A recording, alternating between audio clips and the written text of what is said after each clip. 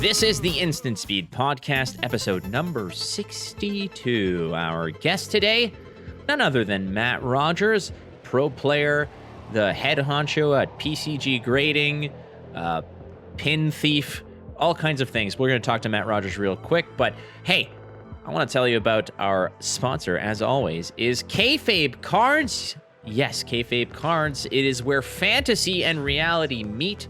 You can get all of your Flesh and Blood needs, sealed product, singles. Hey, do you not play Flesh and Blood, but you're listening to this podcast anyways? Cool story. That's actually kind of rad. Well, you can get some Magic stuff, Pokemon stuff.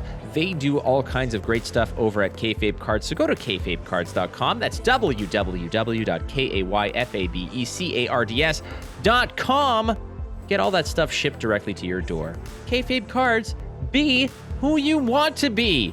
Let's go talk about the facts real quick, friends. A battle-hardened wrapped up in Singapore. That was won by Denny Sunaro, who was on Lexi. Yes, Lexi. Busting it out. A little Lexi, little ice and lightning action. Why not? Denny wins the battle-hardened in Singapore, one of the first few major tournaments on the heels of Dynasty. But we got more tournaments coming around the bend. I know a lot of people were talking about OP, organized play. What are we going to see coming around the bend? Q1 is upon us. We want to know what we had to prepare for. So we already have the ProQuest Season 3, which begins on January 14th. But what about everything beyond that? Well, if you go to fabtcg.com/events, you can probably go see all the stuff and find some events. But on the main page, you will also dig into their big OP announcement. And that organized play announcement digs into not just what events are coming in Q1, but also a restructuring of those major events and kind of coming in these three major seasons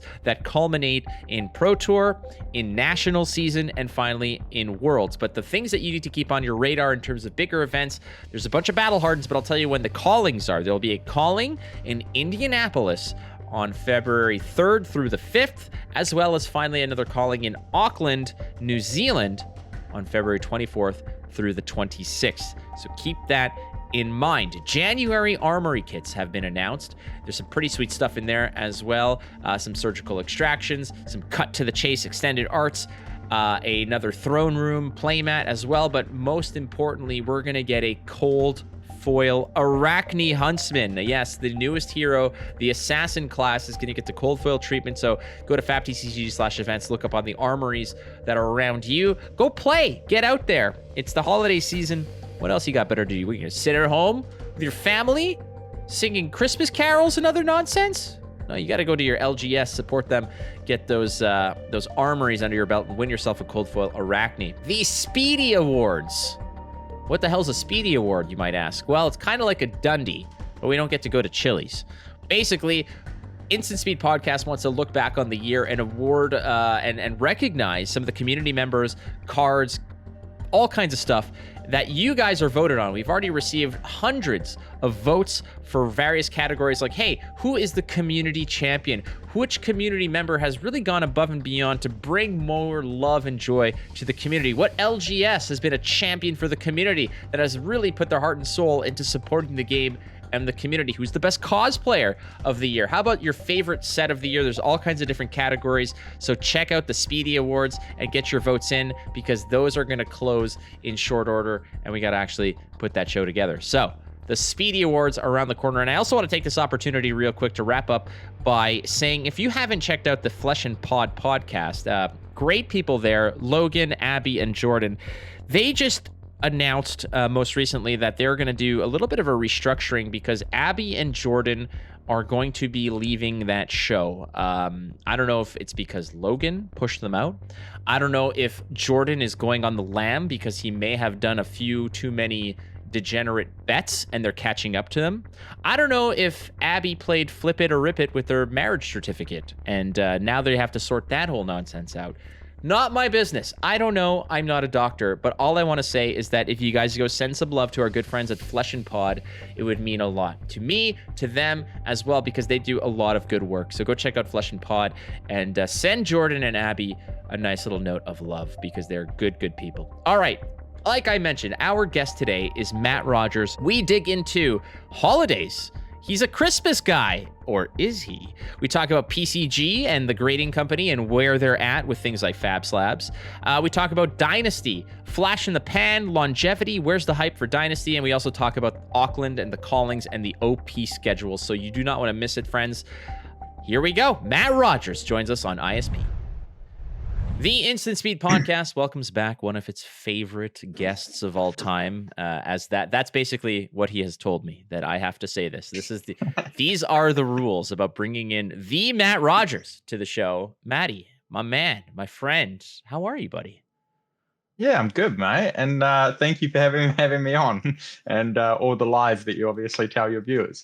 Oh, yes. Well, they're all lies. If I spoke the They're all truth, lies, just the whole show. I figured that, I mean, if I speak the truth, two things will occur. I will either get fired by LSS and never cast another match ever again, or I will just be canceled from the entire internet. Like that. Those are two definite probabilities that I am not leaning on. No, I'm good, clean, and wholesome, friends. We all know that. Yeah, we know that, of course. Oh boy. Well, Matt, it's so good to have you on the show, my friend. Again, for all those who might not know, Matt, national champion. Matt is also the head honcho at PCG Grading, which is super cool and awesome. But more than that, you're just like a flesh and blood guy. Like, how do you kind of orient yourself or position yourself within the flesh and blood community? Because it's very difficult sometimes when, you're a player, you're an entrepreneur, you're also like a well-respected voice. Where do you kind of situate yourself? I mean, I'm just a member of the community, right? So I've got a bunch of friend groups of people that all enjoy the common language of playing great games, and I just enjoy it with them. For me, I don't try to be super in the limelight. I'm nowhere near as active as you are on social media or anything like that. That's not really me, to be honest with you. I just really enjoy playing complex, great games with people and being part of a community.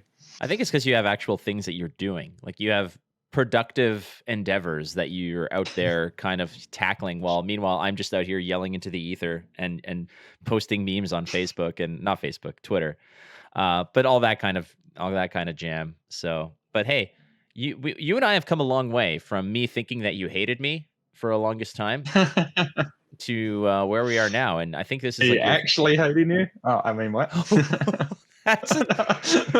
Look at you. This is what a lot of people don't realize, is that like you're sneaky funny in certain ways, but like in those kind of poke you in the side kind of way, just like jab you in the ribs. Like, but hey, that's what we love you for. Holidays are around the corner. Do you have anything going on? Like, do you take breaks? Like, what does a Matt Rogers December look like?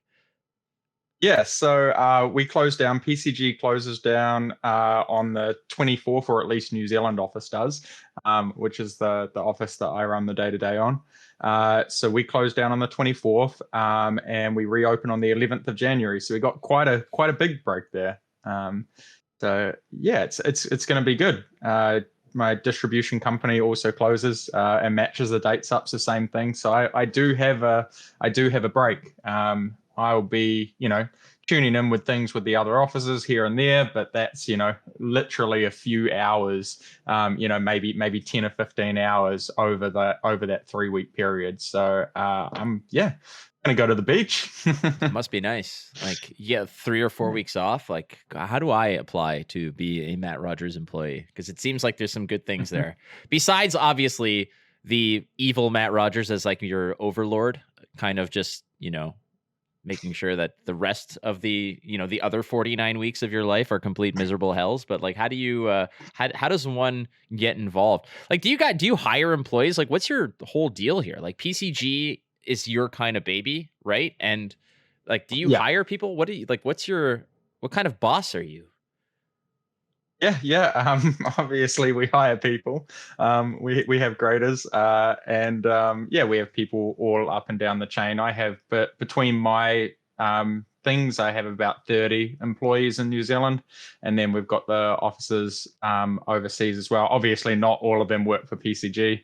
I'm involved in a few things, but I like to do a lot of the hiring and interviews and stuff personally, usually with a manager as well. But yeah, my whole deal is I really like to get to know the people that are interested in the stuff I do, and I'm very specific about choosing people that are passionate. Like the most important thing with everything I do is that passion has to seep into it, and passion has to be a big part of it. I don't care if you've worked for some, big pharmaceutical company, or you've managed a team of 100 people before, or anything like that. If you're not passionate about what you do, then you're not going to mix in with what we do. I like that. That's pretty sweet. We're going to see, like, it's going to be 2024 and Matt Rogers is going to make a play to buy Twitter because the stock is going to have plummeted into the ether, right into the depths of I barely even use Twitter as it is. We've been trying, dude. Like, come on, man. Like, you have to eventually jump on the train, even though the train is on fire and plummeting off of a bridge. But are you getting a little bit more familiar with that aspect? Because in the earliest iterations of our friendship, the best way to communicate with you has always been through Facebook, and I've been very adamant about not using Facebook other than for certain marketing strategies and sort of advertising the podcast and talking about stuff like that. But you were a very tough find, or a tough connection to make outside of Facebook. Have you embraced it a little bit more? I have. I mean, you've bugged me and pushed me and annoyed me and threatened your jacket from me and all the rest of it to try to get me to tweet a little bit more. And I feel like it's worked in some respect. Like I log into Twitter like probably 3 times a week now. And I do the odd, like I don't do that many tweets myself. I do a few retweets and I do a few comments here and there, but my activity on that platform has definitely more than doubled thanks to your thanks to your pokes. You're welcome, everybody. Like, so now if Matt Rogers likes your tweet, that's purely I get royalties off of that now. So you get royalties. Yeah. That would be nice, but the holidays are rolling around, and this is like one of the last episodes that we're going to do the year. And I wanted to, we're still trying and poking and prodding to get James White on. I know he's super busy, and I don't want to be all up in his kitchen, just kind of being like, hey, get over here. So you might actually be the last person to do instant speed this year. How did that? I mean, you better bring the heat, buddy. I'm honored. I figured. That makes me feel warm. Yeah. Well, do you like the holidays? Like, this is something that I know that I love the holidays. Like, but I'm huge into Christmas. I tweeted, right? Like I did I commented, right? You asked me, I don't know, you saw some music video that said, Matt Rogers, have you heard of Christmas? And you tweeted it at me, and I replied with a photo of me dressed in a full Christmas suit. You did. So basically, the reason why I like December is because a lot of people start to chill out, which is nice, because otherwise everybody's just nose to the grindstone and gets super, I don't say uppity, but they're always like, they're work stressed.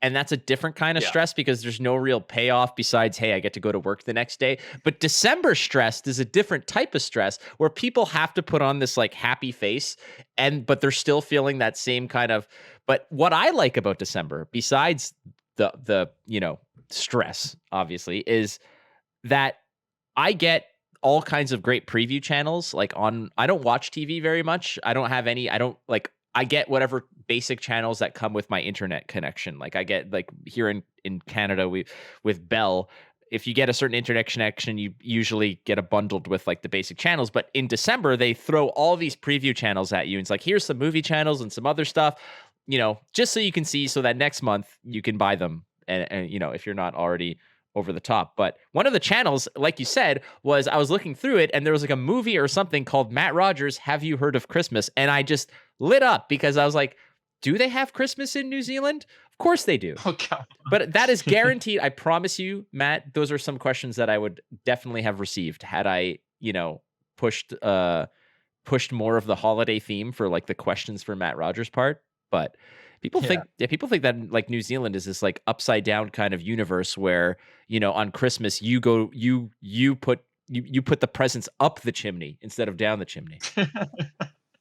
No, I mean we have New Zealanders all Santa Claus on the beach and all the rest of it. It's very different to the white Christmas that a lot of the that side of the world sort of celebrates. Yeah, ours is very Christmas is in the middle of summer for us, so ours is a little bit different here. But yeah, I'm very into Christmas. I'm one of those annoying weirdos. I've put up my stars and all my Christmas lights across my deck and everything like that. Yeah. I was playing Christmas music last night. I'm a complete annoying. My partner's nowhere near as into Christmas as I am, so she was always just like, "Ah, sigh," when like I'm playing Christmas music at night, and I always have to have all the lights turned on, and yeah. Do you have any Christmas related like traditions or responsibilities that you every year it's like, okay, I know that I'm gonna have to go here and do this. Like, does that still kind of work your way into your plans, or have you kind of moved on from some of those traditions? Like, I'm not a person who believes in traditions. To me, traditions are just sort of like being tethered to the past to a degree. Like, sometimes you just got to move on and do something different. But one of the things that I always do, besides I go to my parents' place in Montreal, I stay there for a few days. But the one thing that I have to do is they always rely on me to make the mashed potatoes, and I freaking love mashed potatoes. Do you have any of those kind of, those responsibilities, those Matt Rogers specialties that they just, or is it just like, oh, Matt's here, go bring the chairs out of the shed or something like that?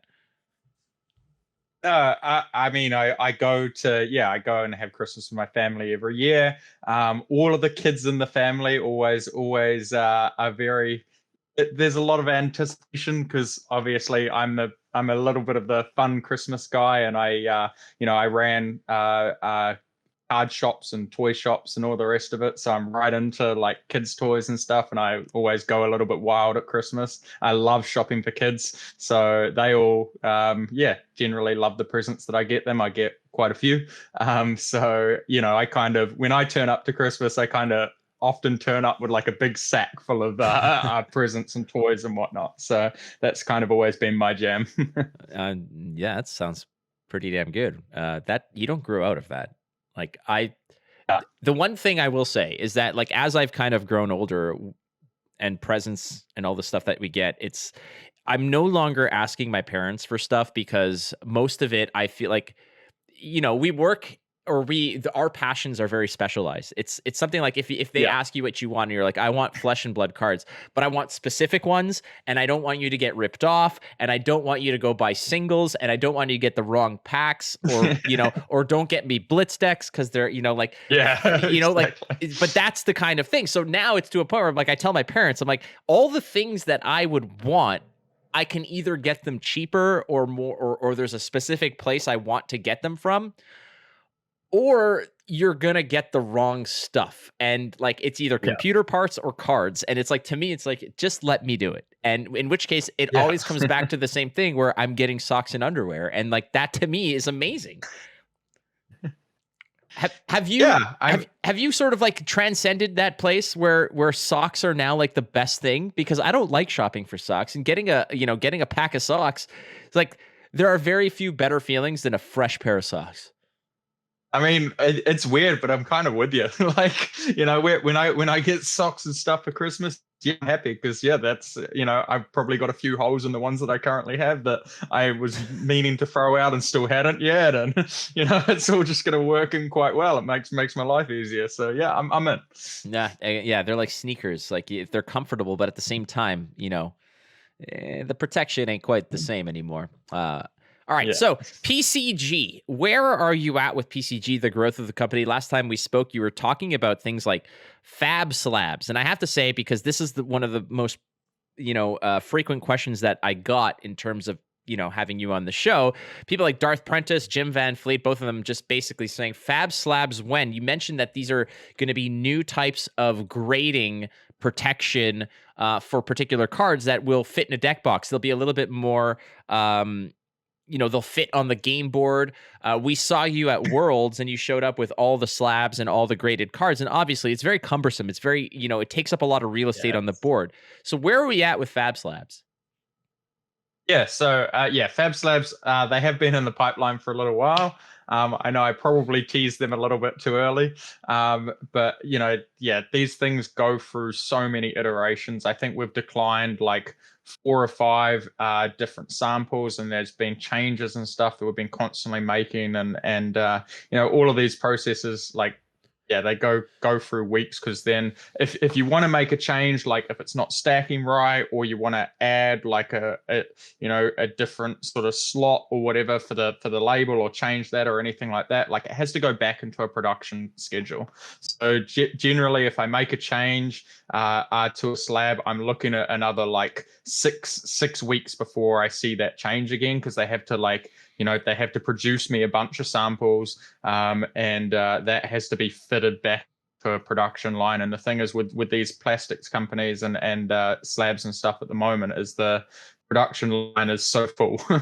They're struggling to print, they're struggling to manufacture as much as they want to these days. So yeah, I've had about 4 or 5 iterations, changes to it, and all of that has taken months and months and months. I've got another one coming. Hopefully it arrives today. If not tomorrow, it's very close. I'm really hoping that's the final. I'm really hoping that's the final iteration, and we sign it all off, and we go to production, and we produce tens of thousands of these things, send them around all of the offices, and then bang, come January, we can or end of January, I guess, likely maybe start of February, but certainly sometime in Q1, boom, we chuck it out there. So assuming that the one that arrives, I guess today, tomorrow, or whatever this week, if that's the final product, when can people start submitting? When you say like end of January, early Feb, is that when submissions are received, or can you start fielding submissions before that? Yeah, I think that's most likely when submissions are going to be received at that point. I think that the issue is like when we accept the sample, we go to print, right? So we again have to slot in tens of thousands of these units into a production schedule. So that's likely going to be a few weeks down the track. So maybe that'll be mid-Jan or something like that. And then after that, I have to, and I will air freight the stuff. So it'll be pretty quick, but I have to get all of this product to every single office before we can roll it out. So then have to give a couple of weeks for that. So we're kind of talking end of Jan best case, and then that's when we'll do our big marketing push. We'll have that all ready to go, and open up submissions, and people can start submitting from that. Probably end of Jan, early Feb mark. Cool. All right. Well, there you go. That was one of the more pressing matters that the community wanted to know. And I remember when you had sort of mentioned it here on the street, on the podcast a while back, it was something that was very intriguing. And I'm just glad that, PCG is getting the business and the recognition that it deserves. Cause and again, I will always ask you what new card games are coming around the corner. Have you guys sort of started fielding new card games that are out there? Like, you guys are Flesh and Blood. I want to say predominantly, because you who run the company are obviously a Flesh and Blood person, but Magic is also included in there, right? And so what games are your like most popular for submissions, and what are the new ones that you guys are looking at? Yeah, so Flesh and Blood's actually not our most popular game. I'm hugely behind Flesh and Blood, and we love to be the Flesh and Blood grading company. But in terms of numbers, Pokemon is by far the most graded card by PCG. So if you have a look at if you have a look at our database and stuff, which is all on the website of everything that's been graded, obviously there's a lot more Pokemon. But yeah, we do Magic. We've been constantly rolling out new games. So we're doing things like One Piece, My Hero Academia, all of this sort of stuff. I think we did a post a few weeks back where we introduced another 12 games or something to our catalog. So we're constantly adding. We're going to be doing Yu-Gi-Oh! In the new year and start introducing Japanese size to our game, with a new case that's more specific to that. The plan is to roll out as much as we can. If there's demand for something, we want to service it in the TCG industry, but we also want to make sure that we service it properly. We don't want to be like these other grading companies that roll out Yu-Gi-Oh or different size things and just throw it in the same case, and then it just doesn't look, this aesthetics are up. It just doesn't look nice. The whole point of PCG and grading your cards and stuff is to make something look really, really special and be a display piece that you're proud of. So when we roll into new games, we don't just want to roll into it, no expertise, no nothing, get the label wrong, have the case a different size or anything like that. We want to make sure that we've put in the serious research and that we roll it out in a way that's going to really help and support that community. Sweet. Have you gotten anything very unique? I don't know how many cards you actually see that come in, but sometimes something weird comes in and might go up the pipeline and you see it. Is there any stories of really odd submissions or very unique submissions? Yeah. Like we get a lot of error cards. So we get a lot of, people that want an error label because something is like misprinted in some weird way or has some like completely crazy ink runoff or is miscut or something, and all of that sort of stuff is really cool. Like I love seeing cards that are just look ridiculous, right? That it's completely missing one border. It has part of another card on it that has like the ink is just complete. There's been a complete mess, and somehow it was never picked up in QC, and the whole, I guess over 50% of the card is black. There's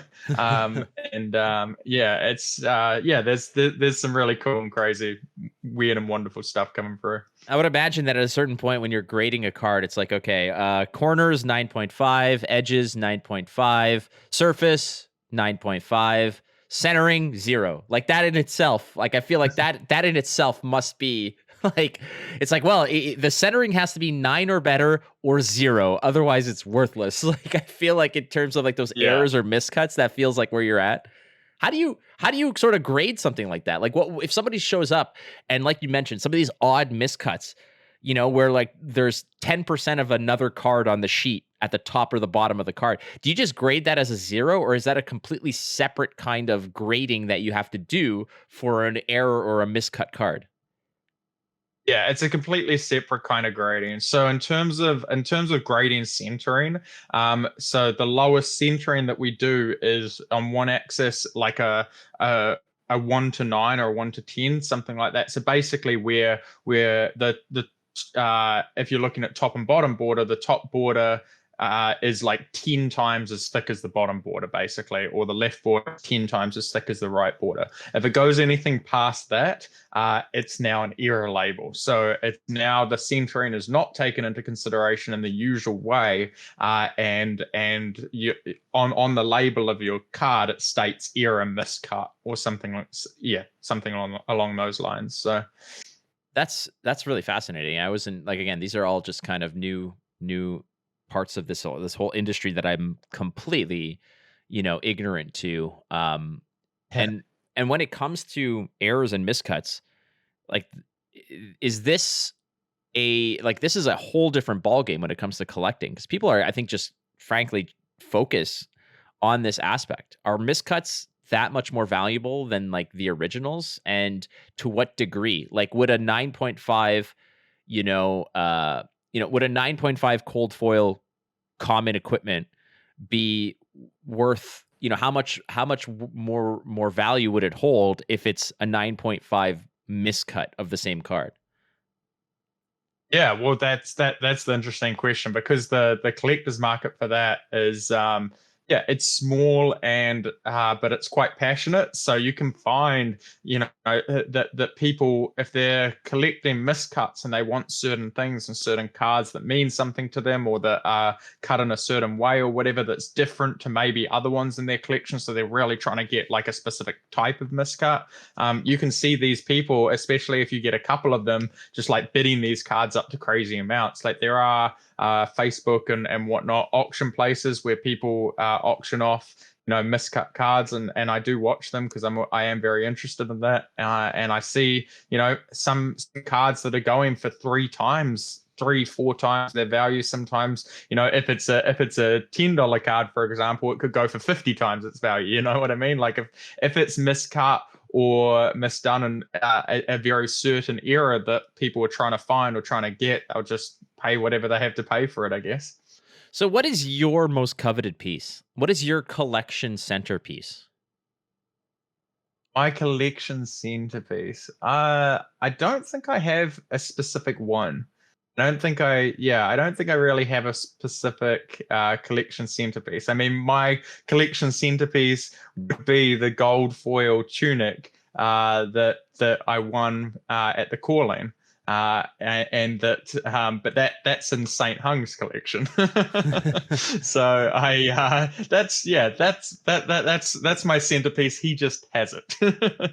Well, hey, I've always mentioned this to players, and whenever they're talking about the reluctance to sell, those types of coveted cards or those very unique or prize cards like the gold foils and whatever, whenever they're on the fence about it, I always tell them, I say, you know what? At the end of the day, it can never be taken away from you that you won that card. It might not be in your possession, but whoever owns it, when they're asked where they got it, it'll be that this is the one that, this card was won from the calling, whatever. And anybody can look that up and know that that is your doing. So don't feel bad about that. And even if it's in St. Hung's collection, dude, that is your acquisition. So your name will forever be, associated with that card. I want to talk a little bit about Dynasty, because there's a lot of discussion out there. Dynasty, when it was revealed, the Marvels, the cool weapons, the Emperor and such, there's always a lot of hype.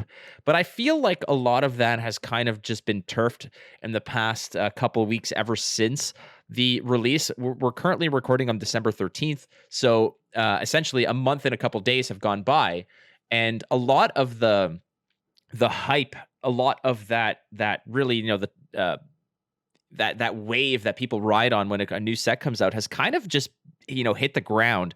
And we're back to this sort of status of, okay, what's next? What are we looking forward to? Yeah. Do you feel like Dynasty was a miss in terms of what it was meant to do in terms of impact? Do you think the timing wasn't right for it? Or do you think that this is just what happens when there's a supplemental set, that it's a lot of hype for a short amount of time?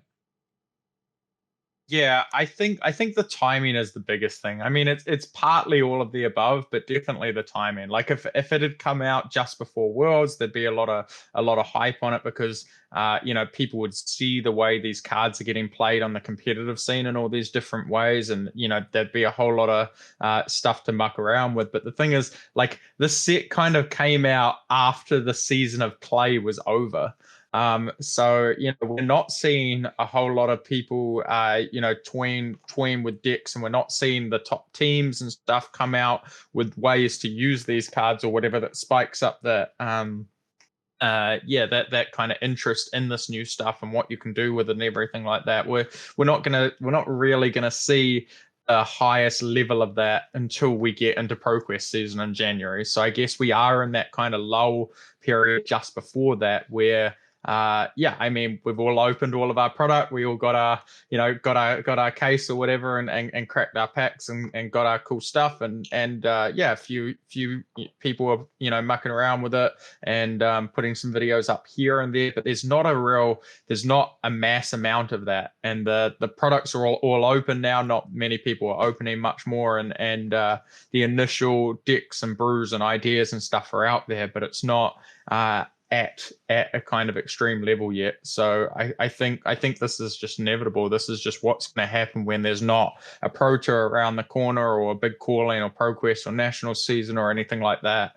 The timing that it came out is kind of set up for that lull period. I feel like LSS kind of just had this bad timing, and again, not their fault for most of it. Basically, I think it's out there, frankly, that the fact was that Dynasty was supposed to release, I think, like a month prior to Worlds. It was supposed to, everything just kind of got pushed off of supply chain issues and things of that nature. But ultimately, you're right. Like it's like you just had your graduation, and now you have like, and like, here's like an extra 3 credit course that you have to worry about and deal. Like, how do you get excited for that, knowing that there's nothing around the corner? But I firmly believe that this is just the fact of all supplemental sets, and I can't necessarily speak too much about it, because the only supplemental sets I've been around for have been from the point of release was Everfest and now Dynasty. I wasn't there when Crucible of War came out, and how long that Okay. train of hype was sort of chugging along. Was Crucible of War, which was the first supplemental set, the one that came out after Arcane Rising, was Crucible of War's impact on excitement? Was the hype for Crucible of War, longer winded than Dynasty or even Everfest? Yeah, I think so. I think the thing is Crucible of War came out for Nationals season, so that was yeah, Nationals a couple of years ago. It was just when yeah, it kind of came out and everybody was going ham at like the Road to Nationals and then the Nationals themselves, and it added so much goodness. Like Crucible of War shook up the format a lot. So whereas Everfest and I mean Everfest had Starvo, right? So I guess that shook up the format even more. But other than that, a lot of the cards didn't make a huge impact. And I think we're finding the same sort of thing with Dynasty. But at the same time, maybe it's a little unexplored and maybe they are going to make a bigger impact later on. But yeah, I think just the timing of when Crucible was released, because it was for national season, was what really caused that to kind of blow up and carry. So, is there anything that came out of Dynasty that you feel are pivotal cards? If we look back on other supplemental sets, most recently, obviously, is Everfest, and you look at the cards that really dug in hard and shaped the meta or really supplemented, existing decks or archetypes, cards like Swarming Gloomveil are still out there, running amok and are very, very integral to so many different decks. Starvo obviously was the biggest one. That's a hero that came out that really just rocked the boat incredibly for, a 3 or 4. People forget, like, Starvo is a this year thing. Starvo was this year. It ran it ran the table for a solid, 3 to 5 months or however long it was out there before the Living Legend rotation. But people forget, like, it seems like it was so long ago that we were out there just trying to dodge Starvos in a chain and Prism world, but things have really switched out. Do you feel like any of those cards are going to come out of Dynasty as being the same kind of impactful presences and cards that are like when I open a box of Everfest, I'm just like, okay, if I need a Swarming Gloomveil out of this box, otherwise I'm going to feel bad. Do you feel like Dynasty has those same types of impactful cards? No, I don't really. I think their aim with Dynasty was to just kind of trick a few bits to help a few classes. And I think they've done that quite well. I mean, Dash, for example, kind of only got a couple of cards, but they made massive differences to the way that deck can play out. They made massive differences to the matchup and the strategies and what you can do with Dash. And it's that's been a class that it seems like LSS have been a little bit scared to kind of give any support. It felt like we got no support in Everfest. It felt like like obviously Mechanologist wasn't an uprising or anything, and then finally they've given us just a little bit. A little bit was all we needed, I tell you. So so I feel like some classes like that and Brute as well got kind of little bits here and there to make small differences, which is doing wonders for those classes. But I don't think we got anything that is completely and utterly meta shaping or defining at this point. I think there was really any card. I can't pinpoint a card in Dynasty, that affects things across multiple decks. Well, surgical extraction. It affects the public discourse about short printing and stuff. I don't know if you've sort of heard about all that stuff.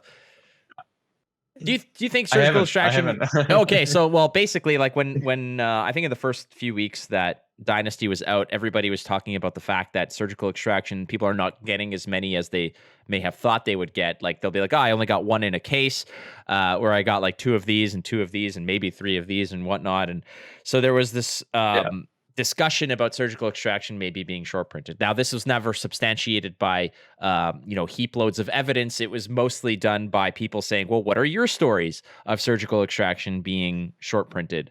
And, the way that the question was essentially posed, and I'm not trying to pull on anyone's specific strings or anything like that. Like I'm not pinpointing this on any one person. Like the general discourse and the way that the questions were typically posed were very biased in the sense that like, oh, do you have a story of this being short printed? And then all the stories that came in obviously were like, well, I opened Yeah, 4 boxes and I got 0. So obviously then, had the question been like, have you opened a lot? Then the answers in that way. Do you think that there's a possibility that certain cards actually got short printed? And because surgical extractions, it's incredible because it's like imagine finding an Azalea card or another hero card that that is sort of low on the totem pole and having a random majestic of them that people are suspecting are not as abundant as they may think, and they're scooping them up at like $40 a pop because they think it's short printed. Meanwhile, the hero is unplayable. And that's kind of where we're at with Arachne. Not that I'm saying Arachne's unplayable. It's just not. It's not really a tournament threat as it is right now. But people are out there trying to scoop up surgical extractions, thinking that it's this super rare item out there to the akin to like a Marvel. Yeah, like there's definitely going to be short printed cards, right? Like the way they want to map out the limited format, the way the sheets work, everything like that. Like it would be so hard, and it wouldn't achieve really what you're trying to achieve by having exact even numbers of all of the cards on the print sheets, right? And there are cards that people that are less needed or less impactful for the game, or that people would want less, that just make sense to print those specific cards a little bit less. And I think that there's always been short printing in FAB.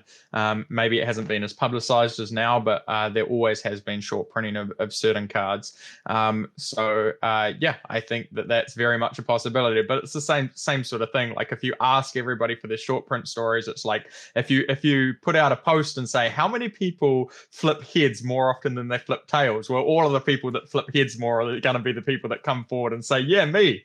And obviously heads and tails is generally 50-50, but you're probably going to get a 70-30 split. So that's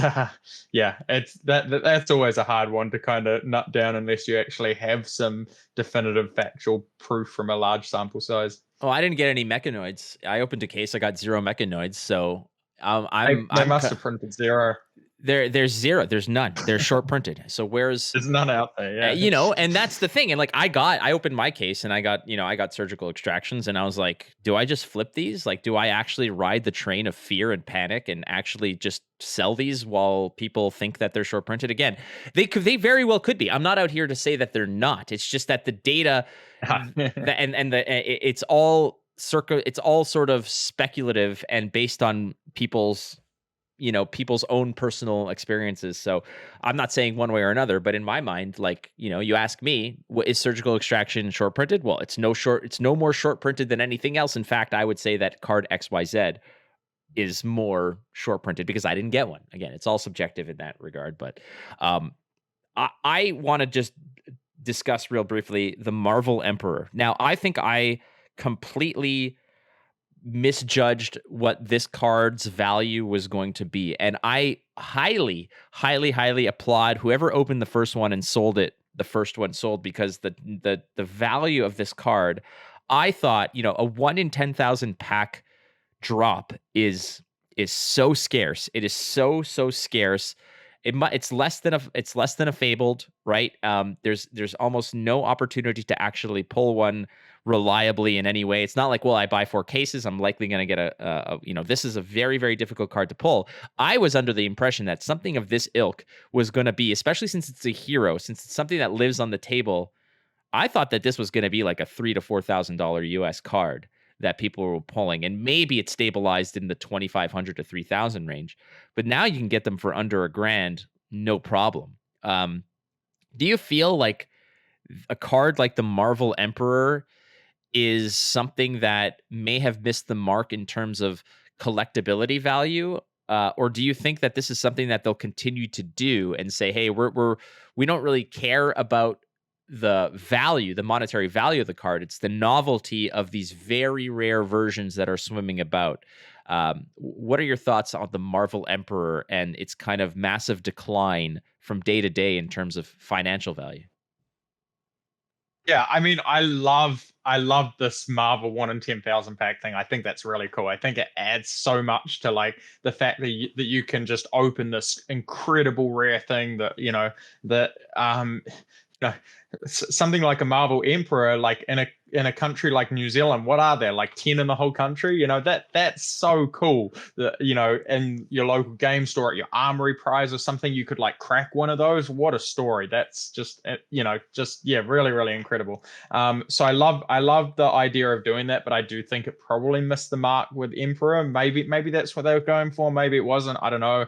But like the thing is with manufactured scarcity like this is like it's still a supply and demand thing, right? Like you can reduce supply as much as you want, but if there's not much demand there for it, it's not going to take off. And the thing is with Marvel Emperor is like the card's not overly playable. There's not that many people that like their deck is the Marvel is the Emperor deck or whatever. So like they if they want to max out the hero or have the nicest version possible or anything like that, it really needs to be a hero that people want and that people want to play with and that people want to show off and want to own the rarest, coolest version of it.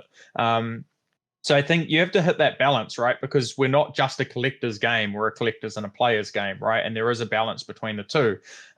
If you make something seriously scarce, but it's only for collectors and not really for players, then you're just probably not going to get the demand yet. There's not enough collectors in this game. It hasn't been around long enough or whatever. So I feel like when you want to manufacture scarcity like that, you kind of you have to get the supply and demand balance right. So you kind of need to manufacture something that both players and collectors will want, and then you've got people out there wanting to get it, right? And then the price is never the price is never going to go that low because there'll be people that like, I really want to upgrade my Emperor and it's at this price, okay, yeah, I'll go for it. So once it goes up, a bunch of people jump on it. I think that like Flesh and Blood to me has such so many great opportunities that if you really want to show off, and I think it's a game that I feel has all the right sort of setup to have people that really identify, and people already do. They identify with particular heroes, and much like if you play Overwatch and you're a certain player main, or in this case, like this is my character, this is who I play. I might play other heroes here and there, but like I am known for playing XYZ. Much like someone like Mara Ferris and Dromai and Ethan Van Sant and Levia, and everybody has their own jam. Yourself and Dash for a long time as well, right? So if you want to invest in one hero, you can go above and beyond just collecting all the cards. You can say like, hey, well, now my Emperor is Marvel. Now my Command and Conquers are fabled, Marvel versions. Now my equipment is the Marvel version or the Cold Foil version. So there's so much opportunity to improve upon what from a gameplay perspective is already ideal or perfect in your eyes, but you can then, add extra sprinkles, put some more frosting on it, light a candle on top and just, have this really beautiful presentation of it. Is there any room, in your opinion, for Flesh and Blood to go beyond even that element? Because the player aspect, obviously, the players care about the text on the card. They care about the metrics and the stats that are printed on the card. They don't care about the finish. But the collectors want something that's unique. They want scarcity. They want rarity. They want, vanity to that degree.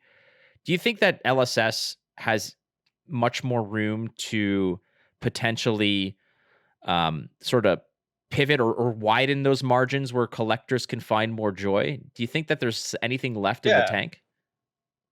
Absolutely. And I think this Marvel thing is a good, dip your toe in the water for that. I mean, like you asked me earlier about what the centerpiece of my collection is, right? If they'd released a 1 in 10,000 Dash, right, that like Sam Yang had done, and it was a beautiful, stunning piece, like, and that was some crazy Marvel or whatever, I would get one. Like I would buy one, I would find one, I would get one, I would grade it, I would have it on my desk, and that would be the centerpiece of my collection. But I don't care about Emperor.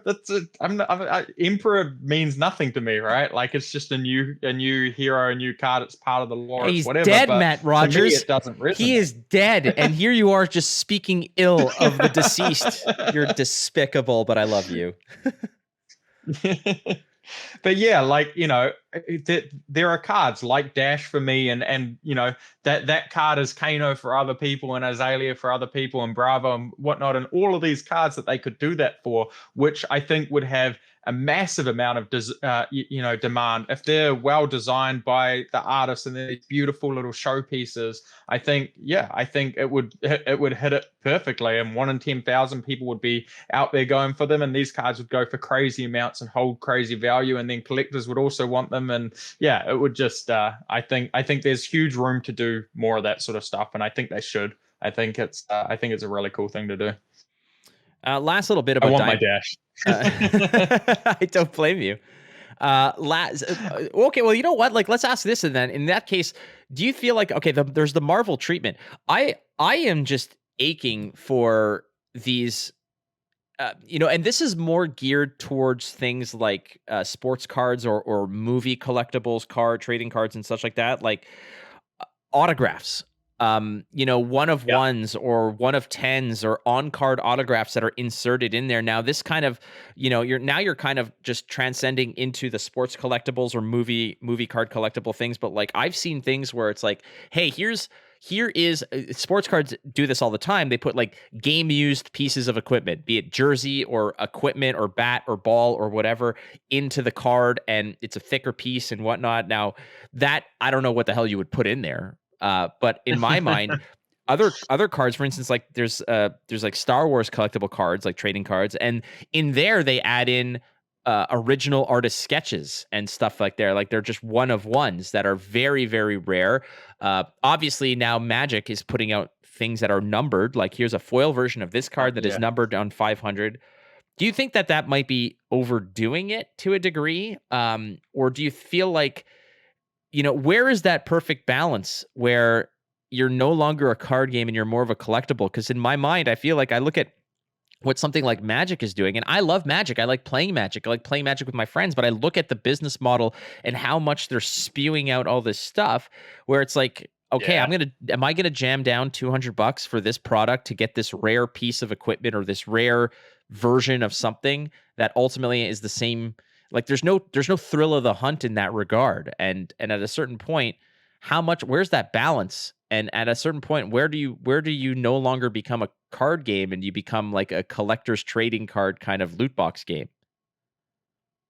Yeah. So I think there's definitely room for that stuff. And I do love a bit of that stuff as long as it doesn't get oversaturated. Magic went way over the top, in my opinion. Like the fact of all of these different arts and different this and full out this and all of that. I think that's terrible. And I think that defeats the whole point of what you're trying to do, because you're trying to make something special. But if you just make it en masse and just, throw it up all these different versions, it's just not really special anymore, right? So I think whatever LSS does on this front, they do need to tiptoe around it a little bit. They do need to be very, very careful. And so far it seems that they have been, right. Like they've put a few kind of extended art things here and there, and like definitely Marvel this and that, and Emperor and stuff, and the Mechanoid suit and things like this. They are dipping their toes in that water. But yeah, things like autograph cards. I mean, a big part of getting behind there are people that really get behind the lore, and there are people that really get behind the art and stuff. And you start to identify with certain artists that you really, and you love their style, and you're really just in awe of the things that they produce. And if you can get, for me, if I can get a card with like that comes with like a Sam Yang signature or something like that on it, I think that's really cool, and that's really chasing something that I'd like to collect. So I think there's a lot of people out there that have that same sort of thing. I don't know exactly how far LSS can take it. Obviously putting jerseys and stuff in cards doesn't really work when it's not sports. But yeah, I think something like a card that comes, maybe 10 of them are like have a sign printing on them as well, and a kind of special in some way. I think anything like that is awesome, just don't do too much of it. I dig it. The organized play schedule finally came out. At least it sort of showcases Q1. I get the community kind of concern, the fact that people are like, hey, we need to know what the F is going on. We need to know, we need to plan and whatever. And, I'm always very much the type of, I'm like, hey, it's not easy to put this stuff together, and LSS is Yeah. in the background doing their darndest to get things done, and I'm very very what's the term? I don't want to say sensitive to both ends of the spectrum, or both sides of the argument here of like, hey, like give us whatever you have, and LSS saying, we want to give you a more complete package. It's difficult on both sides. What is your initial reaction to the fact that we don't have the complete schedule? We don't know where PT1's going to be, other than the fact that it's in the US. But your initial reaction to the Q1 schedule, as well as we can then dig into what your thoughts are of the sort of the rebranded or the reformatted OP schedule, and how things have kind of restructured. Mhm. Yeah, I guess I mean we don't have the full Q1 yet, right? They've given us kind of part of the Q1, as well as they've given us part of the whole year plan. So they've given us like a couple call-ins that are going to happen in February, and they've sort of, I think they've hinted or said that there are going to be stuff in March. There's going to be battle hardens and call-ins and stuff, but they'll be announced later on. So it's not like the entirety of Q1. Yeah, like I would love to know a little bit more in advance. I'm definitely on the camp of like I would love OP stuff in advance. Like for myself, I've already planned out my full Q1 work travel schedule, right? And there is nothing like being able to kind of tie in call-ins or battle hardens or whatever. Like for me, and I'd love to be able to if I'm going to the US for work one weekend, but then 1 week, but then there happens to be a call in or a battle harden the weekend after, I'll stay for those extra few days and I'll go have some fun and have a vacation sort of thing, and meet up with a bunch of mates, and I love that. But if that's not announced far enough in advance, then I just wouldn't have known, and so I would have booked my flights back, and then it's too hard to change it all and stuff. And I think even more so, for a lot of people, like people have to book time off work and everything like that, right? Like and not everybody is in a situation where they can give 4 weeks notice of wanting some time off, right? Like some of these companies have to balance and schedule this around 50 people wanting time off throughout the year or more or whatever, and and so you really do need to give that sort of 3 months notice. So yeah, I do wish that there would be a little bit more advanced notice of events, and I think they are working on that, and I think they do recognize that, and it would make everybody's lives a lot easier. So that's something I have been a little bit critical on LSS of.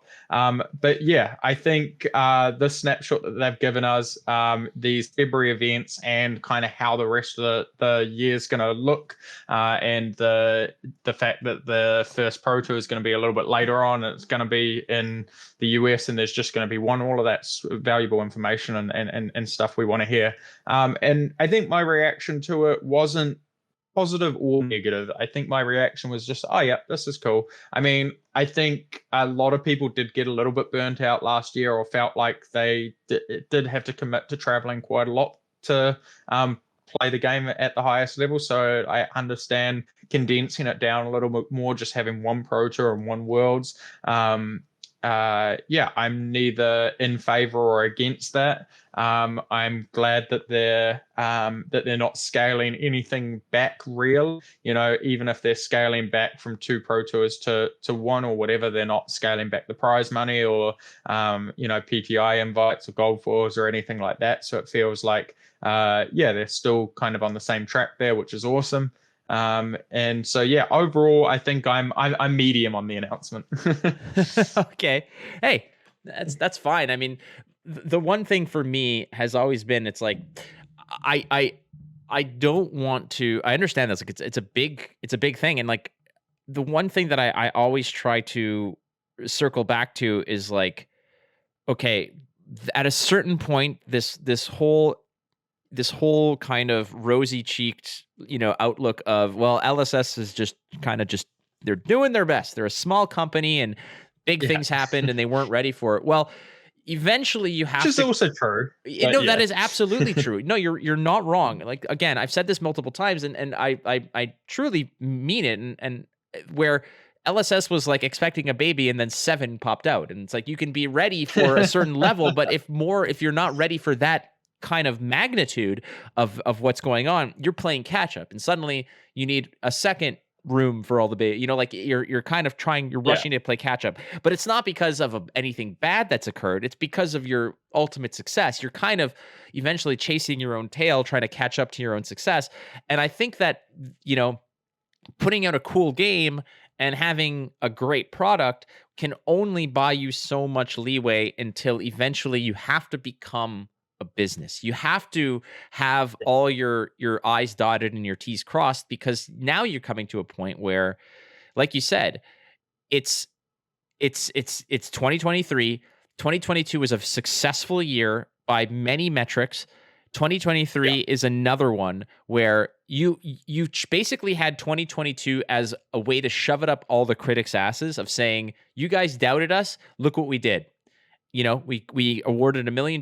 We had a bunch of people playing. Yeah. Our events were populated, successful. The cards were great. Everything is good. We're getting a little bit more like we've hushed the critics and the doubters. So in 2023, how do we nail that coffin shut and bury it so that we kind of blow past that? And I feel like if you are kind of lagging behind on very important elements, like an OP announcement. Q1 is great, and I'm so glad we have that. But if we do not have those kinds of things hammered down, and I know in their announcement they said that in Q1, as they progress through Q1, more stuff's going to come out and it's going to become more streamlined, and that's going to be a concern of the past. I feel like if that is not sorted by, the time people sort of come off their New Year's Eve hangovers, like there's going to be an issue, because Yeah. eventually people are going to be done eating their leftovers, and they're going to sober up, and when they want to go back to playing and they don't know what's going on beyond March, there's going to be issues. And like, is 2023 going to be, in your opinion, the most pivotal year for Flesh and Blood? Is the importance of 2023 even greater than 2022 was? Yeah, absolutely. Well, there's so much more competition coming into the market, I feel, in 2023. There's a lot more games, there's big companies behind them, there's money, there's OP, there's all of this sort of stuff. So they are, in 2021, there was COVID and everybody was being a little bit scared, and maybe Flesh and Blood was a little less scared than sort of a lot of their competitors. Everybody kind of went into hibernation and was sort of like, I don't know if we can, if we can push super hard during this period of like when our game's supposed to be played in person or whatever. And LSS was like, our game's supposed to be played in person, but like, we're going to take this super proactive approach, and we're going to do all this webcam stuff, and we're going to still put on events and try to do it safely and all of this sort of thing. And I think they were really, really proactive in that season, and so they kind of did really well for that. But now they're up against a bunch of other very proactive companies that and all of that's behind us, and they're not going to be as scared. So I feel like people are going to bring the heat this year, and LSS need to be absolutely on top of their A game to make sure they're still, they're still answering the questions first. They're still putting their hand up first and at the, top of the class. So. No, I feel you on that. One of the things that kind of just also, I'm not just here to criticize sort of the OP announcement. Again, anything that comes out, I completely understand the challenges. I mean, just organizing Goliath Gauntlet, one event, was a long time running, Yeah. and it was so difficult. So organizing everything is, it's incredibly difficult. And I think people need to understand that it's not like a company of hundreds of people. It's not a department that's doing this. It's just a few people that are sorting this out. But at the same time, that's not like a free pass for LSS to just be like, well, hey, it's like eventually you have to, if you're only a few people and it's a lot of work, you need to bring on more people. And obviously that's something that they're definitely addressing. But on the other side, what I find is that there was so much complaints and pushback about, hey, we need a freaking break. We go from skirmish into this, into that, into nationals, into whatever. Like, what the fuck? Like, I need to like shower at some point. Like, I actually need to make sure that my kids are alive. Like, that's part of it. But Yeah. now this, and like after Worlds, I'm hearing the opposite. It's like, hey, what the hell are we supposed to do until January? You know, like, what are we supposed to just dick around? Like, some of the complaints and sort of the pushback on that was also part of like, hey, there's this downtime and there are other card games, and now other people are going to play other card games. Well, you can't have it both ways. You can't have a full schedule and have breaks, because people are going to fill their time with other things. I always welcome people to play whatever the hell card games that they enjoy. Try new things. It's always important. In your eyes, is it a danger to have these kinds of downtimes? I mean, it's the holidays on top of that. Like, I don't know how else to reconcile this, but like from, I guess, the early November to January 14th, when ProQuest Season 3 begins, there's a solid 2+ months of no competitive play. Is that too long?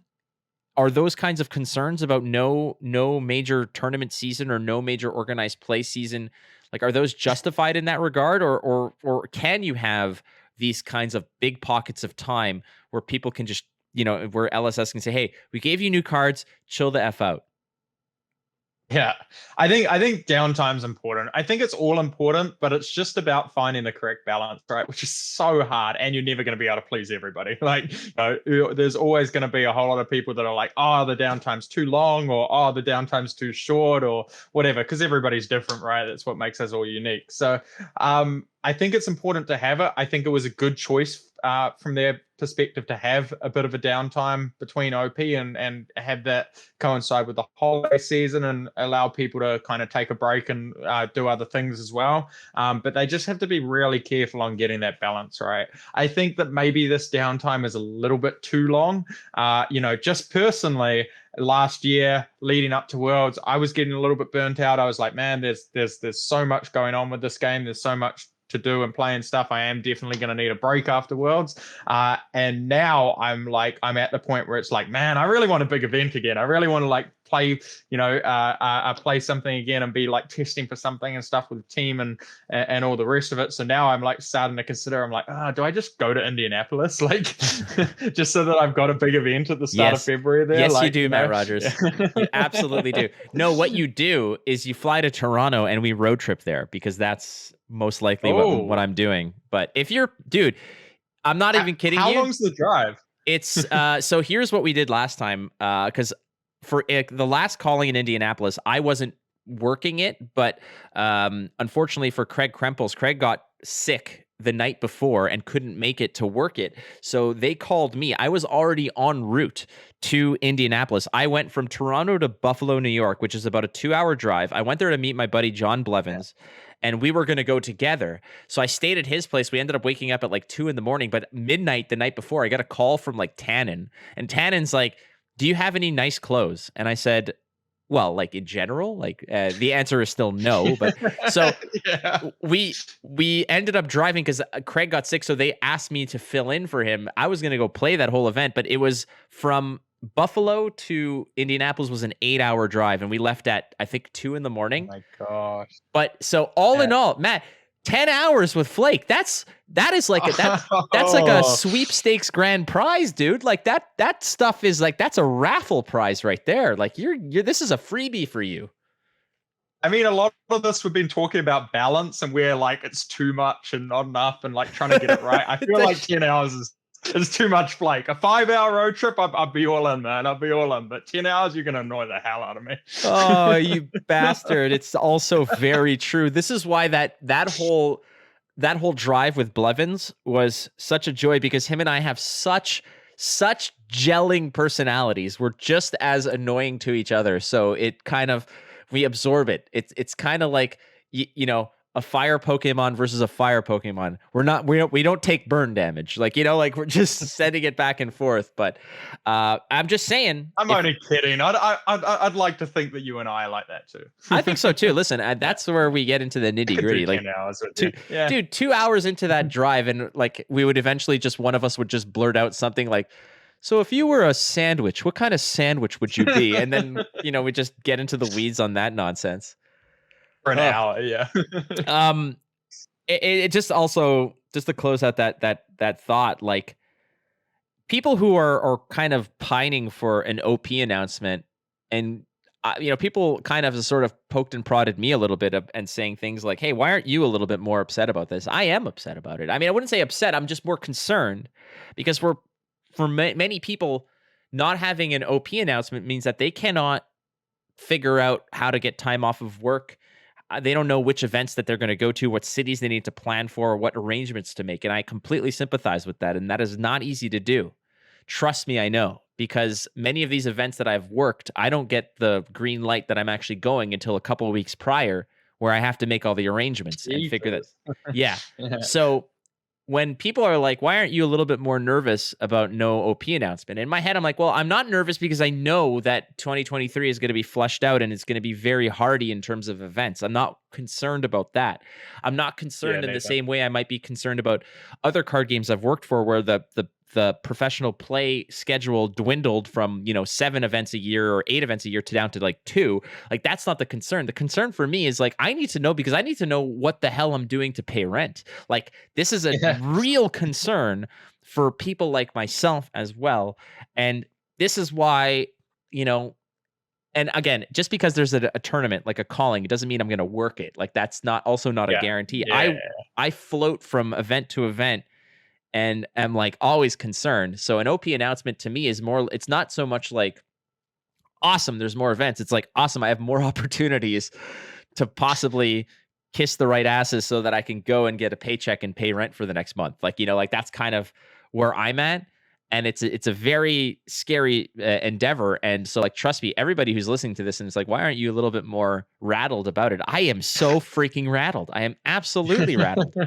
I just also know that 2023 is going to be a fairly robust schedule, and there's going to be a lot of stuff going on. So I'm not concerned in that regard. And take from that what you will from what I say, but 2023 is going to be a pretty sexy year, in my opinion. Yeah, I agree. I'm really looking forward to it. And yeah, as you say, I have no concern whatsoever that the OP schedule isn't going to be awesome. And I think LSS are really, really good at whacking this out of the park, and they're going to do it again. My expectations are there, and I'm sure they're going to be met. But yeah, it's just around the communication of when and where it's going to happen, and how I can plan the rest of my life around that. Yeah, the sort of leeway that you're giving them on the leash is kind of tightening, as it were, because a lot of people are like, well, they're small and they're working their way through it. Well, you basically closed out on a 2022 that put you guys on the map. A lot of media outlets, gaming platform, gaming like media platforms are taking notice. They're actively promoting and talking about your game. Now it's the time for you guys, with the spotlight on you, to sort of say, all right, like, your debut album kind of caught people by surprise. Well, your follow-up better be a freaking banger as well, right? So yeah. Auckland, the calling in Auckland, the last thing I want to talk to you about is are you saying you're coming? You're coming to Auckland? You gonna stay with me? Yeah. Matt? You're in? Okay, cool. Matt? Matt?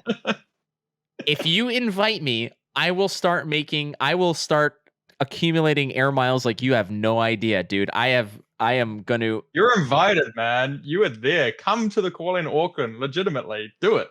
Come to New Zealand. I can't. Well, just impulse. Just make the decision right now. Come. I've got a house, got a room for you. Everything's sorted.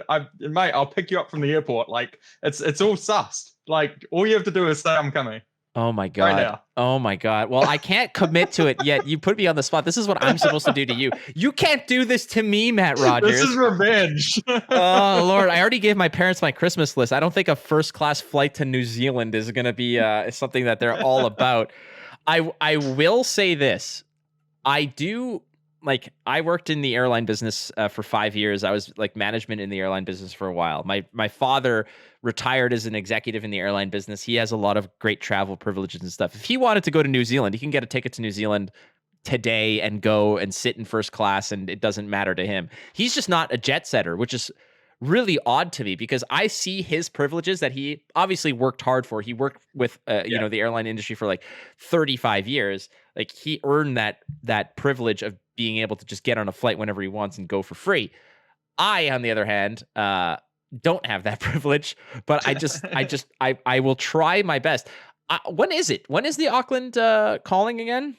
Do you know? It's February, nearer the end of February. Oh my God. Well, I have 2 months to basically find a very rich person to impress on Valentine's Day, and then we go from there. Okay. Yeah. You know what? We're gonna launch the next year of ISP, and the first like 6 episodes are gonna be find Flake a date. And the first criteria is gonna be, what is your annual income? What are your liquid assets that you're ready to part ways with? But if you've got a spot for me, dude, like And if it's how generous are you? yeah, well, that's the other thing. I don't want to Do just you want to go for a trip to New Zealand? yeah, I don't know how the algorithm is gonna treat me saying sugar mama on a podcast on YouTube or on Spotify or whatever, but I'm open to some sugar momage, friends. If you're out there, and maybe a 10-hour road trip in a car with me, like Matt says, is like absolute torture, but maybe to you it might be a good time. Who knows? You know, Yeah. Matt. Yeah. If you come to Toronto and we go to Indianapolis together, I will come to the Calling Auckland. Is that a fair trade? That's a fair trade. I'll let you All right. stew on that. No, I'm in. Let's do it. Don't say you're don't like hammer me into this right now. Like you're gonna show me the receipts for the plane ride, and I'm gonna be like, well, now I gotta sell some cards. Now I got like a stack of Spider-Man comic books that I'm gonna have to. I was planning on retiring on, but now we're going to Auckland. Hey, if LSS like James has always said, it would be so nice to have you and to come visit the studio. So maybe that there's like that we can do is like package this up together and. But if you're saying there's a place to stay, Matt. Yep. There's a place to stay. I'll even pick you up from the airport. I mean, like it'll be cool to have you on the Calling stream team as well, surely. So like maybe there's a deal you can work out with them there. You know, if they are going to be casting it, right? If they paid for my way there, I would even probably do it.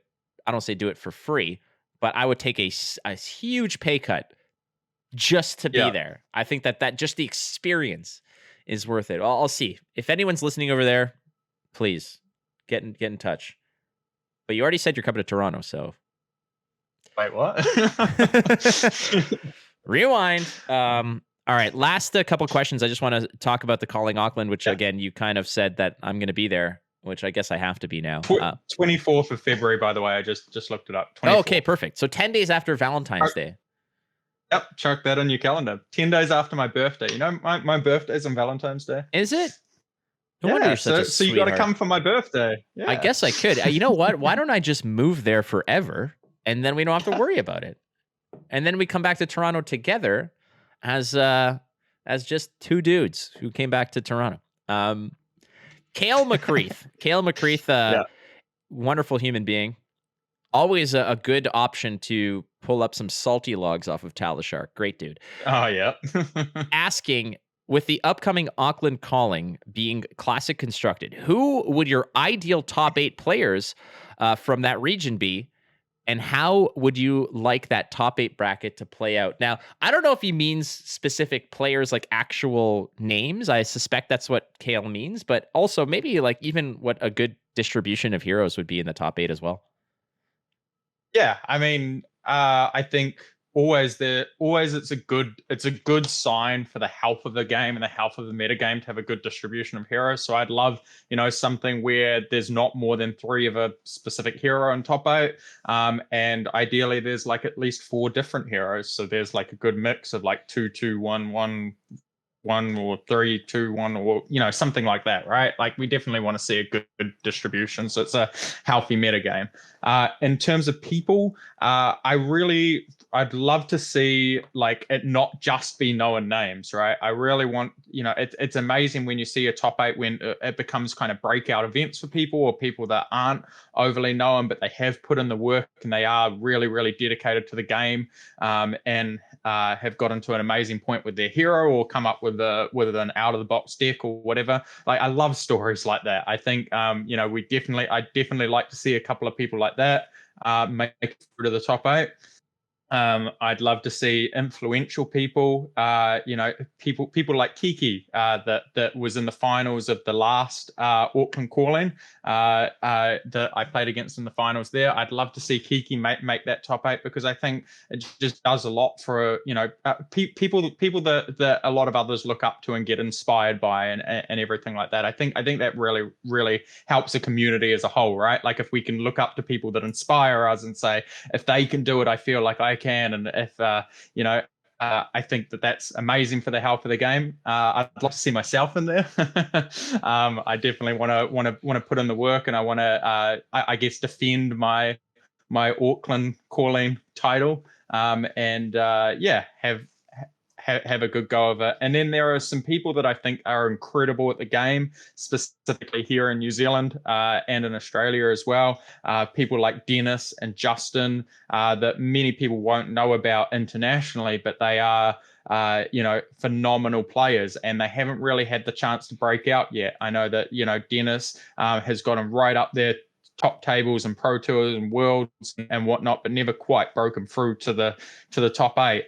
So having him make a top 8 at the calling would be fantastic because I think it's well deserved. I think he really dedicated to the game, supports all the armories, all the local stores, and is just really good at the game. There'll be some members of Team Dragon Shield there. I'm gonna try to con. I'm going to keep trying to con maybe Tarek and whatnot into coming. Who knows? If I can get there with you, maybe I can get there with him. Nick Butcher will definitely be over here. I'd love to see him make the top 8 as well. So that's kind of my utopia. Well, yeah, Tarek and I are going to look for like couples packages for trips to Auckland there. The only concern is that he says I think the whole trip would hinge on us not sharing a room, and mine is that we not only share a room but one bed. That's how you really gel as a team, frankly. You don't know your teammates unless you've shared a bed. Like that is legitimately the way to sort of make sure that you guys are all on the same level. If you don't know their breathing patterns when they're unconscious, man, like what are you doing? You're not even a team.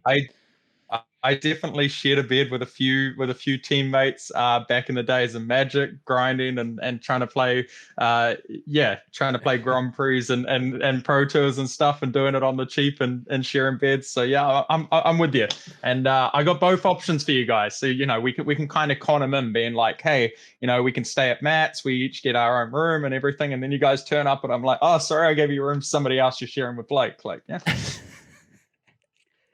Yeah, Tarek doesn't exactly. Tarek is very much somebody who's be like, well, that sucks. Like he would just deadpan be like, that's bullshit. Just it. Yeah, he'd like, oh, fine, just don't speak to me. It's kind of the move. All right, last question here. This one from Guy off of Discord asking, what are the top decks in the current meta? A lot of people actually kind of lean on you, Matt, for your assessment of the meta. You're obviously a top tier world class player, but your assessment of what the meta might be. Now, we haven't necessarily had many opportunities. I think like one of the most recent Battle Hardens or something was won by Alexi. So who knows what's out there? But ultimately, what is, in your opinion, some of the decks in the meta to look out for? Yeah, I think the meta's a little bit wider open now, which is cool. I think Dash is one of the best decks, which I'm really happy about. Obviously, people expect me to say that, but I honestly believe it's true. I think Dash is tier 1. I think Iceland is still up there, a very good hero that's hard to maneuver against. And then I think the aggro decks, Fi and Briar, are still, still sort of control the meta a little bit there as well. I think that there is a lot more room now. The fact that Oldhim is kind of fallen off the tier 1, he was a big gatekeeper of the format. So I think that allows more decks like Lexi and kind of some more of the outsider decks to make a bigger splash. So I think the meta is pretty wide open at the moment, a lot more so than it often has been. Although ever since Starvo ban, meta has been very different than it was before that, I guess. So it has been quite wide open. But we seem to be following that trend, which is a great thing. Awesome stuff. Matt, you're always welcome on the show. I have one last question for you, which is, where is the pin that I gave you? The pin that, what? Did I lose a pin? Did I not give you that? Remember there was that nice little fleur-de-lis blue pin that I offered you? And I think I don't know if I let you keep it or wear it, or I think I think you have it. No, I don't. It was a blue pin. It was on a jacket, right? It was, but I don't It think was on your jacket, and I gave you back the jacket. I think I actually let you keep the pin. I could be wrong here. Now, this is all to say that the other pin that I always offer you, my Montreal Canadiens pin, which you said you cannot wear because Tarek would tear you in half like a phone book. I actually gave that pin to Michelle, who works for LSS, like part of her, I think she's part of like the social media or whatever team she's part of. I gave it to her. She wore it at Worlds and then sent me a picture a couple of weeks later with her still having it because she is now a Montreal Canadiens fan. So my question to you is twofold. Number one, where's the pin that I gave you? And the second one This is such why a setup. You did not give me a pin. And the second question, Matt Rogers. I'm going to call you Matthew Rogers. I don't even know if that's actually true. Oh my god! But this is how serious I am. Why do you hate me, Matt Rogers? And keep in mind, we're 2 weeks away from Christmas. Why do you hate me, Matt Rogers?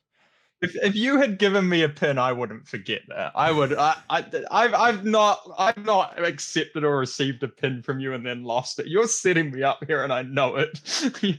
This is cruel. Just saying. We don't operate like standard legal proceedings here. The burden of proof is not on the prosecution; it is on the defense. So you are guilty unless proven innocent, my friend. So. I love how you even put a story in about how you gave somebody else a pin and then they sent you a photo. Like, this is, They sent me a photo. They actually asked me about the hockey team and said, hey, how are they doing? You know, it's all good. It's all good, Matt. We'll have this all sorted out when you come to Toronto to go on that 10-hour drive with me to Indianapolis. It'll be great, dude. Don't even worry about it. Right, we're gonna sort a lot of things out, I guess. We are. We have a lot of working to do. The trouble is hiring a therapist to come with us for the whole weekend. You know, but I value our friendship that much that I'm willing to deal with it. So to pay for all of it. Nah, I didn't say that. I didn't say that. I'm just all give like that pin, and now you're just toss it away. I kid. I may have possibly not given you that pin. I don't know. I don't know where it is, so I just assumed you had it. You definitely didn't give me a pin. All right. Well, guess what? Guess what you're getting for Christmas, big boy? Yeah. Oh. Yeah. We'll figure that out. All right. Mr. Matt Rogers, it is always a joy and a pleasure to have you on the program. I don't know if we're going to do another episode after this. I think we are. We're doing at least one more episode of ISP this year until we kind of sign off. But it might be an awards type of year in review show, or it might be James White. So I'm going to have to poke and prod. Yeah. Well, the thing about it is like James White is super busy and he said that he would be happy to do it in December. And every week that I've said this week, he'd be like, not this week, not this week. But we're kind of running up against it. And I don't want to pressure the dude. So we'll see. Maybe, maybe not. But ultimately, you might be the last voice of reason on this show, even though reason is used with a certain level of yeah. All right, fair enough. Oh boy. All right. Thank you. Oh, you're very welcome. You're very welcome. And you know what? Everybody knows where to find you on all the socials and stuff like that. So why don't we part this way? Why don't you tell us your number one Christmas wish for yourself and your number one Christmas wish for Flesh and Blood? Okay, my number one Christmas wish for myself is a message from Flake saying I am coming to the call in New Zealand.